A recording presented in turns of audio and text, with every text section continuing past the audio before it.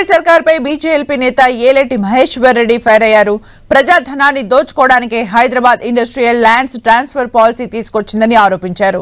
CM Revanth రెడ్డికి ప్రజల సొమ్మును దోచుకోవడం పైన ఉన్న శ్రద్ధ ప్రజా సమస్యలపైన లేదన్నారు. జీవో నెంబర్ 27ను వెంటనే రద్దు చేయాలని డిమాండ్ చేశారు.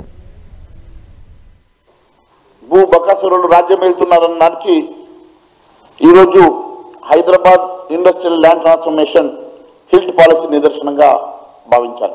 తెలంగాణ రాష్ట్రంలో ఉన్నటువంటి అనేక సంపదను కేవలం దోచుకోవడానికి మాత్రమే జూబ్లీహిల్స్ ప్యాలెస్ లో రోజు రచన చేస్తున్నట్టుగా కనపడుతూ ఉన్నది. రోజొక స్కామ్, రోజొక దోపిడీ, రకరకాల ఆలోచనలు. ఈ రాష్ట్రంలో ఉన్నటువంటి సంపదను ఏ రకంగా దోచుకోవాలన్న ఆలోచన తప్ప రేవంత్ రెడ్డికి ప్రజా సమస్యల మీద ఆలోచన చేసే సమయం లేదు.